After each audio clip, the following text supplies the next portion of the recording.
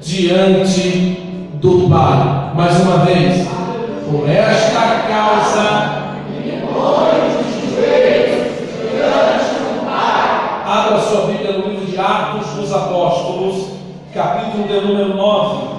Iremos ler alguns versículos para parafrasear o texto que ora acabamos de fazer menção.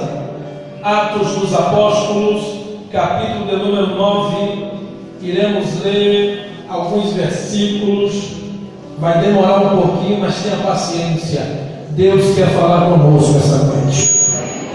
Atos 9, verso 1, eu vou ganhar para ganharmos tempo, diz assim: Saulo, respirando ainda ameaças e morte contra os discípulos do Senhor, dirigiu-se ao sumo sacerdote e lhe pediu cartas para as sinagogas de Damasco, a fim de que, caso achasse alguns que eram daquela seita, assim homens como mulheres, os levassem presos a Jerusalém. Seguindo ele estrada fora, ao aproximar-se de Damasco, subitamente um resplendor de luz do céu brilhou ao seu redor, e caindo por terra, ouviu uma voz que lhe dizia: Saulo, Saulo, por que me persegues? Ele perguntou: Quem és tu, Senhor? E a resposta foi: Eu sou Jesus, a quem tu persegues. Mas levanta-te, entra na cidade, onde te dirão o que convém fazer. Os seus companheiros de viagem pararam, emudecidos, ouvindo a voz, não vendo contudo ninguém. Então se levantou Saulo da terra, e abrindo os olhos não podia ver, e guiando pela mão levaram-no para Damasco. Esteve 3 dias sem ver, durante os quais nada comeu e nem bebeu. Ora, havia em Damasco um discípulo chamado Ananias. Disse-lhe o Senhor numa visão: Ananias. Ao qual respondeu: Eis-me aqui, Senhor. Então o Senhor lhe ordenou: Dispõe-te, levanta-te e vai à rua chamada direita, e na casa de Judas procura por Saulo, apelidado de Tarso, pois ele está orando. Diga comigo: Saulo estava orando, e viu entrar um homem chamado Ananias, e pôr-lhe as mãos para que recuperasse a vista. Ananias, porém, respondeu: Senhor, de muitos tenho ouvido acerca deste homem, quantos males tem feito aos teus santos em Jerusalém. E para aqui trouxe autorização dos principais sacerdotes para prender a todos os que invocam o teu nome. Mas o Senhor lhe disse: Vai, porque este é para mim um vaso escolhido, para levar o meu nome perante os gentios e os reis, bem como perante os filhos de Israel. Pois eu lhe mostrarei quanto importa sofrer pelo meu nome. Diga assim: eu lhe mostrarei quanto importa sofrer pelo meu nome. Então Ananias foi, entrando na casa, impôs sobre ele as mãos, dizendo: Saulo, irmão meu, o Senhor me enviou a saber, o próprio Jesus que te apareceu no caminho por onde vinhas, para que recuperes a vista e fiques cheio do Espírito Santo. Imediatamente, diga, imediatamente, lhe caíram nos olhos como que umas escamas e tornou a ver. A seguir, levantou-se e foi batizado. E depois de ter se alimentado, sentiu-se fortalecido. Então permaneceu em Damasco alguns dias com os discípulos. E você diz: Amém. Sente-se glorificando, exaltando e bendizendo o nome do Senhor. Aleluia. Querido, eu preciso da sua máxima atenção para o que Deus quer falar conosco em sua palavra. Eu sempre costumo dizer que bonito não é o que a ao Senhor. Bonito é o que o Senhor tem para dizer à sua igreja. E esta noite Deus tem algumas diretrizes para liberar na vida do seu povo. Perceba que o tema escolhido para esta campanha durante todas essas quarta-feiras é um tanto quanto impactante, é um tanto quanto forte de se ler. Olhamos para o verso de número 14, onde o próprio Paulo, apóstolo do Senhor Jesus Cristo, abre a boca e diz: e por esta causa eu me ponho de joelho. A primeira coisa a destacar no texto é de que causa Paulo está falando. A causa que o livro de Efésios está mencionando, que o apóstolo Paulo está narrando, é a causa do Evangelho, a propagação da palavra do Senhor Jesus Cristo. Então ele está dizendo que pelo Evangelho, para que o Evangelho cresça, prospere, avance, não importa as dificuldades, não importa as lutas e nem as barreiras, ele vai vencer tudo isso através da oração. É por isso que ele diz: eu me ponho de joelho por esta causa, porque o apóstolo Paulo sabe que a igreja do Senhor só tem sucesso, só tem triunfo e só tem vitória se for uma igreja que vive debaixo da cobertura da oração. Cutuca o irmão que está do outro lado, que a igreja que vence é a igreja que ora.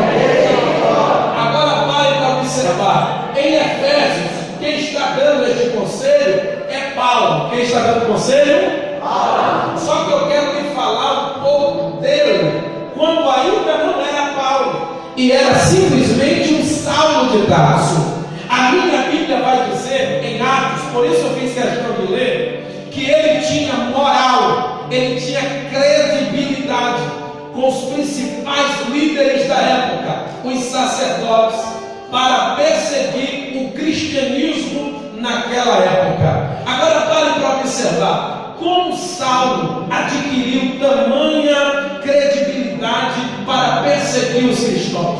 Todo mundo tem sonho. Todo mundo tem sonho. E Saulo tinha um sonho. De acordo com a história bíblica, ele tinha um grande sonho. E qual era o sonho de Saulo? Era se assentar numa das cadeiras mais cobiçadas da liderança da época. Qual eram as cadeiras que eram mais cobiçadas? Haviam 70 cadeiras que eram compostas pelo sinédrio. Quem se assentavam eram homens anciões que tinham gabarito suficiente de conhecimento mental, psicológico da lei e das diretrizes da nação para julgar e dar o poder de absolvição ou até mesmo de condenação para alguém. Lembra quando Jesus foi preso? A Bíblia diz que o normal seria levar Jesus ao sinédrio para ser julgado. Só que Caifás era tão mala que ele preparou alguns grupos somente do sinédrio e julgou dentro da sua própria casa. Mas eram homens que tinham autoridade,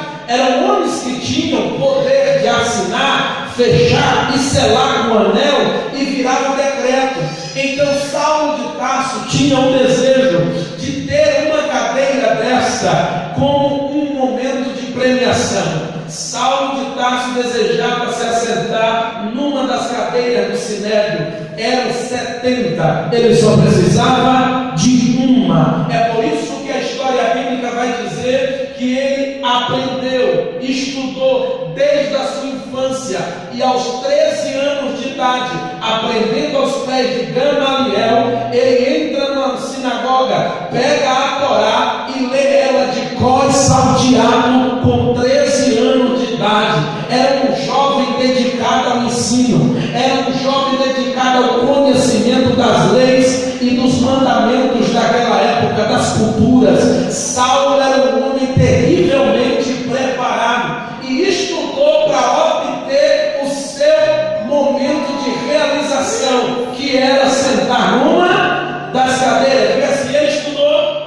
estudou para realizar seu sonho, sentar na cadeira mais famosa da época. Hoje seria a Academia de Letras. Hoje alguém chega lá, tem o seu nome estampado e ainda sai no Jornal Nacional. Fulano de tal foi condecorado com uma das cadeiras de número tal na Academia de Letras do país. Sim ou não? Sim. Então é mais ou menos isso que Saulo queria. Só que para ter isso ele tinha que se preparar, estudar, e ele fez a sua parte. Só que agora acontece um paradoxo. Quem sentava na cadeira tinha fama, autoridade, poder de decisão, reconhecimento, aplausos e privilégios. Então Saulo de Tarso, ao conquistar seu sonho, ele chegaria ao ápice da realização de um homem de destaque, de um homem de fama e de um homem de sucesso. Só que agora vai haver um choque. Que choque? Saulo cresce, estuda, se prepara, e ele ouve em cada canto que ele vai um nome sendo ecoado. Ele entra numa vila e alguém está comentando: rapaz, tu viu lá na feirinha hoje, lá no mercado do peixe? O que foi? Rapaz, apareceu um cego lá, rapaz. Tantos anos, filho de Dona Toninha, mas de seu Chiquinho ali da Quitanda, não tem? Pois é, estava cego, mas apareceu um camarada lá. Ó, camarada de autoridade. Como é que não tem? Rapaz, o nome do camarada é bonito. É Jesus. Ele estendeu a mão, colocou lodo no olho do cara, e o camarada ficou curado e disse: vai se lavar no tanque de Siloé. Rapaz, esse camarada é o nome. E aí o nome começou a ecoar. Onde Saulo ia, qual era o nome que ele ouvia? Jesus. Aí deu um choque nele. Por quê? Porque ele estudou a vida toda para ter fama. E quem é que está tendo fama? Jesus. Aí ele vai ver o currículo de Jesus e o currículo dele. Aí ele diz: eu vim, aprendi aos pais do melhor professor da época, me dediquei a vida para ele, recito a Torá que vai salteado, eu tenho influência em todos os governos, mas não tenho meu nome em evidência. Aí apareceu o filho do carpinteiro, de uma camponesa, que não tem curso de bacharelado, que não tem diploma na parede, que não tem nenhum reconhecimento humano, mas aonde ele passa, milagres acontecem. Então isso criou em Saulo um choque, criou em Saulo uma perturbação, porque o que ele mais queria, quem tinha, era Jesus. O que ele mais desejava, ser conhecido e notório, quem tinha esse conhecimento e essa notoriedade, era Jesus. Aí a Bíblia vai dizer que aí então, como ele descobre que o Sinédrio tem raiva dos cristãos e tenta matá-los, mas não tem força e garra para isso, ele se candidata. Vamos fazer uma aliança. Eu persigo esses crentes, fecho congregação por congregação, acabo com cada culto de campanha que eles fizerem, acabo com cada congresso, eu fecho todas as portas de cada ministério, mas vocês vão me dar uma coisa agora: eu quero uma das cadeiras de vocês para eu sentar. Aí o Sinédrio diz: fechado. A gente espera, mata alguém aqui, tira, joga fora, mas não ganha a cadeira. Se fizer o que prometeu, a cadeira é tua. Ele disse: Deus só precisa uma coisa, eu quero cartas. Me dê pleno poder e autoridade para eu entrar em qualquer cidade que eu quiser, e com ordens e mandados judicial de prisão, para eu prender, torturar e matar cada cristão desse. E os sacerdotes e os líderes deram a Saulo de Tarso as cartas para ele poder entrar e tripudiar em cima dos cristãos daquela época.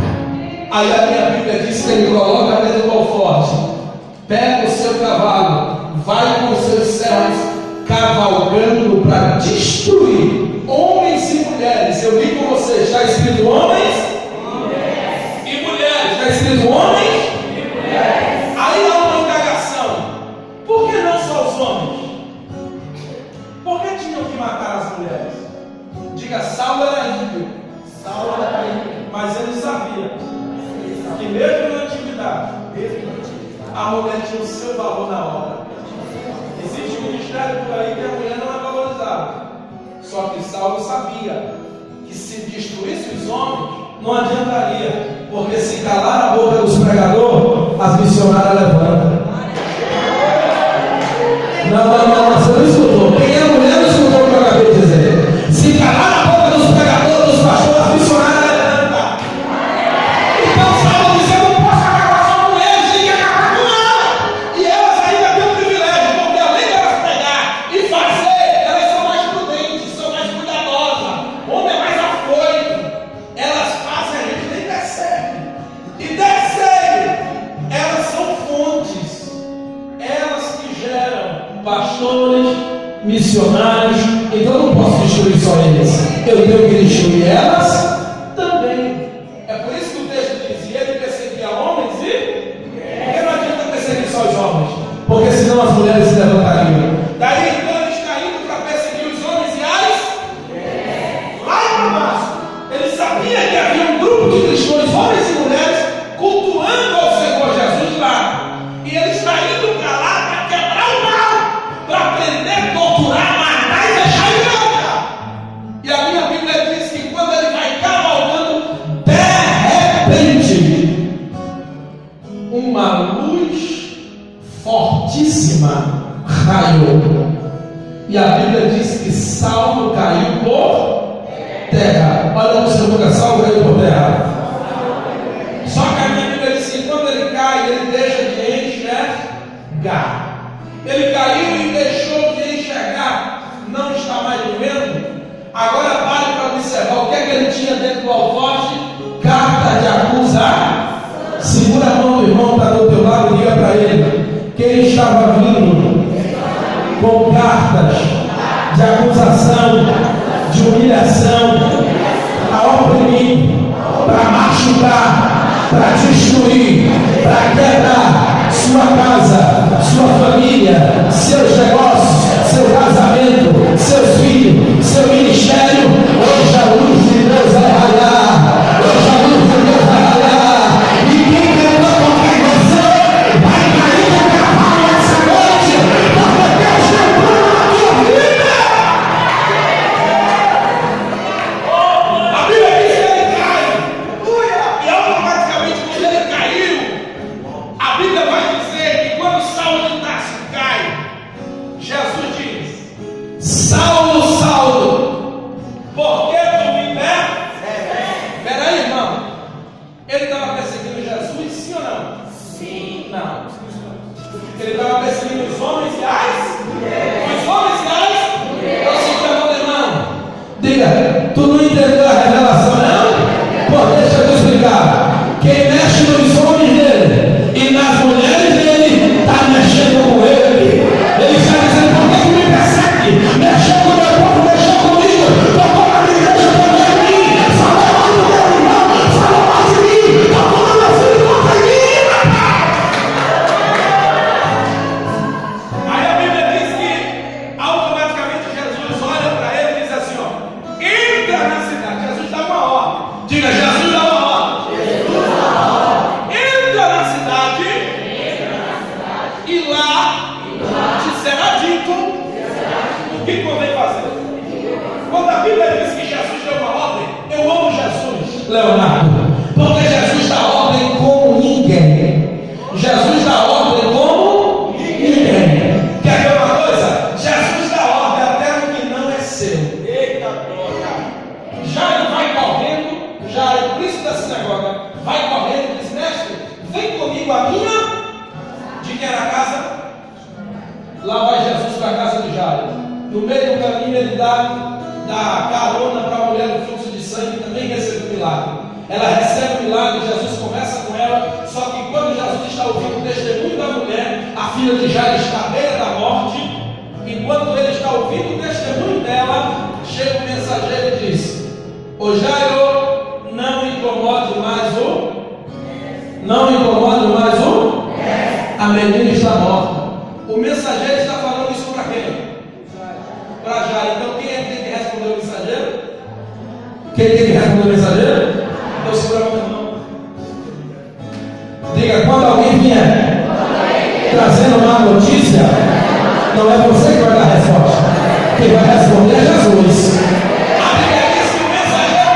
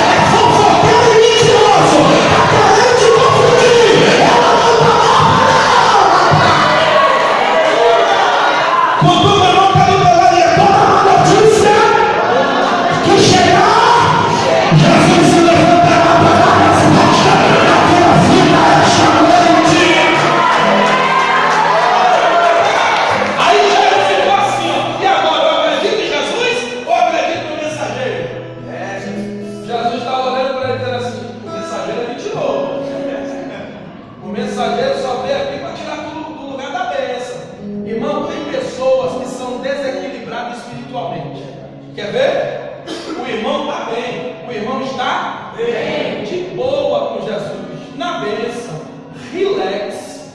Aí chega uma tribulada. Varão, tu não sabe, mas tu vai ficar sabendo, que eu vou te contar. Não tem a irmã ali, ó, fulano de tal. Ela falou isso de tu, falou mais isso. Ainda disse que tua mulher é assim. Não acredita? Olha, ela disse isso, ela disse que lá no trabalho acontece isso. Ela falou isso, né? Se ele não tiver equilíbrio, vai fazer como um monte de gente. Cadê? Me dá um comentário eletrônico, a cara vai saber pegar a palavra no nome de mim. Eu quero saber porque eu vou chamar o pastor. Eu vou chamar o pastor. Irmão, calma, irmão. Deixa eu dizer falar, rapaz. Deixa eu dar equilíbrio espiritual. Você é maior do que isso. Essa continua morando. Você tem que chamar.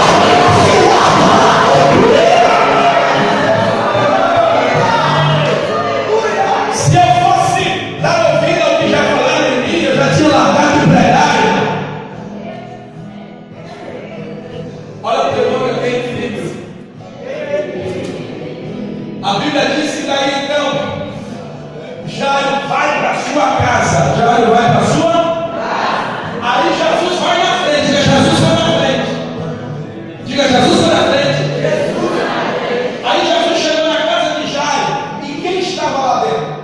As carpinteiras, as que recebiam dinheiro para chorar em velório, já estavam oferecendo serviço, que já estavam dando uma prévia.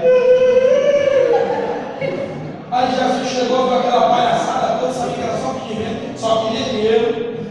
Aí Jesus chegou e disse: vai embora você, vai embora, vai. Jairo, vem cá, Jairo.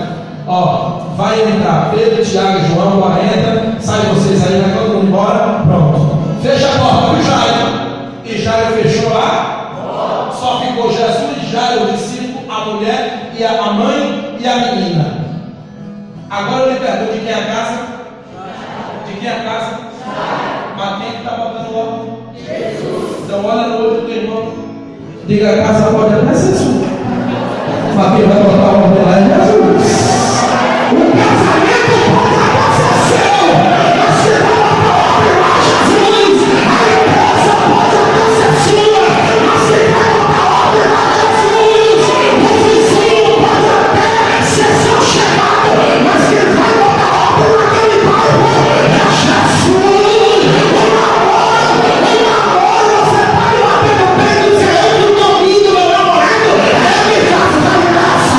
Quem manda no negócio é Jesus, rapaz. É Jesus que está no controle.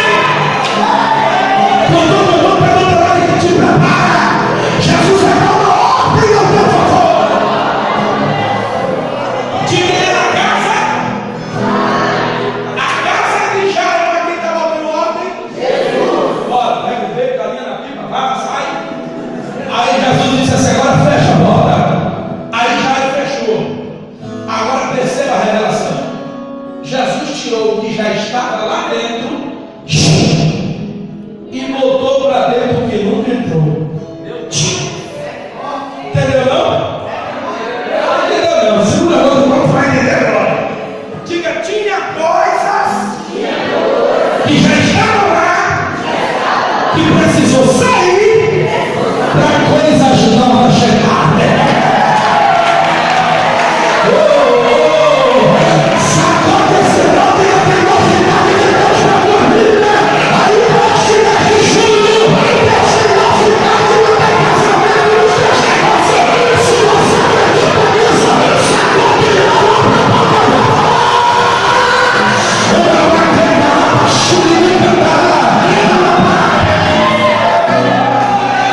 aleluia!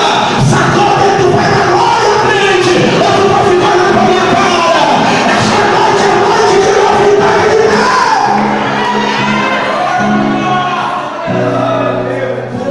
Escute, aleluia! Jesus dá ordem até no que não é.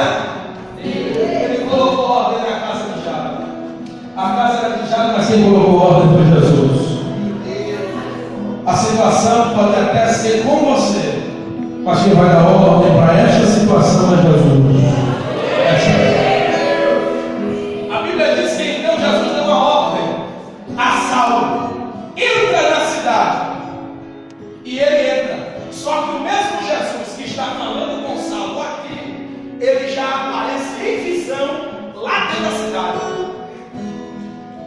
para um crente chamado Ananias.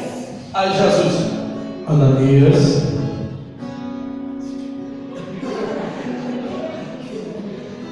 Ananias, que é, Senhor? Ananias, eu quero que tu faça um favor. Diga, Senhor, vai até a rua chamada direita, pergunta por casa de Judas, porque tem um homem lá chamado Saulo de Tarso, e ele está orando. Ele está orando. Ele está orando. Ele está orando. Segura a mão do irmão. Meu Deus. Essa nota de 100 aqui, fazendo assim, você vê rápido. Então segura a mão do irmão. Diga para ele, Jesus disse que Saulo de Tarso estava na casa orando. Jesus sabe onde tu está e o que tu está fazendo.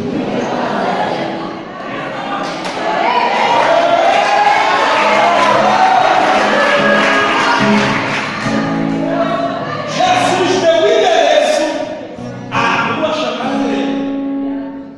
Jesus deu o dono da casa. Jesus sabia até no nome de quem estava na escritura. Ele dá o endereço, a rua, o dono da casa, quem está lá dentro e o que está fazendo lá dentro. Diga, Saulo está orando. Jesus sabe quem ora e quem finge que ora. Jesus sabe quem é amante dos momentos de delícia na presença dele, se derramando em lágrimas, como também Jesus sabe aquele dos 5 minutos. Senhor, Deus, na minha vida, abençoa, me dá.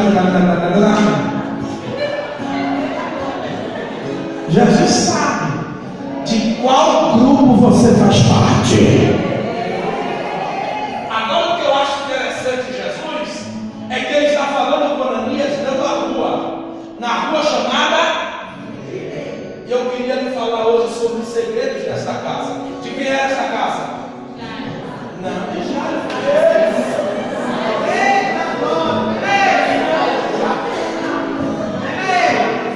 De quem era a casa, igreja? De quem? A casa era de Judas. Vai até a casa de Judas e pergunta para um homem chamado Saulo de. A casa era de Judas.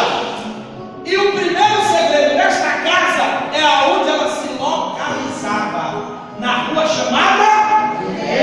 Tu já percebeu que todas as vezes que fala de bênção é do lado direito? Já percebeu? Pedro pescava a noite quando não pegava nada, então joga a rede do lado direito e ó, vê peixe. O anjo aparece a Zacarias enquanto ele está orando para dizer que Isabel vai ficar grávida, e a Bíblia diz que o anjo apareceu em pé do lado do altar. Jesus disse: eu arrebatarei a igreja e junto nos assentaremos a.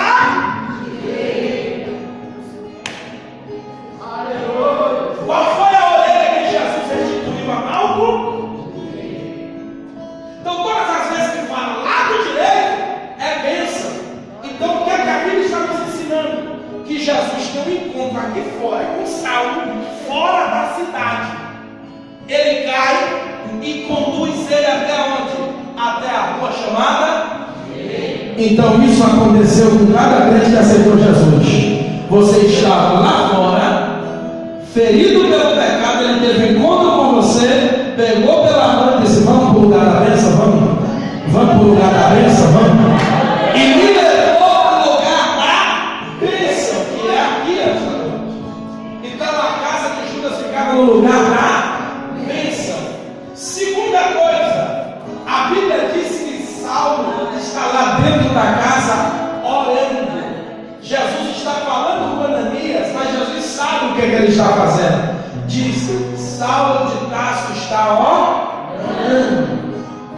Aí Ananias olha para o Senhor e diz: mestre, eu já ouvi muita coisa desse homem aí. Aí Jesus diz assim: foi mesmo, foi. Foi, o que foi que tu ouviu? Olha, eu ouvi que ele tem cartas, ele persegue o teu povo, ele mata o teu povo, ele prende o teu povo. Esse homem tem muita influência, ele faz muita maldade com o teu povo. E Jesus diz assim: ó, terminou? Aí ele disse: terminei. Então posso dizer uma coisa? Diga, Senhor. Vai! O que foi? Eu não te perguntei se ele era ou deixou de ser, ou se ainda continua sendo. Eu mandei você ir. Eu não pedi para você nenhum diário de fofoca santa gospel. Eu não pedi para você. Eu só mandei você ir. Vá fazer missões logo. Vai! Porque para você ele pode ser tudo isso, mas para mim ele é um vaso escolhido. Aí a Bíblia diz que Ananias sai, e vai até a casa. E quando ele chega lá, Saulo está orando. Aí ele olha para Saulo e diz assim: Pai do Senhor, meu irmão. Irmão,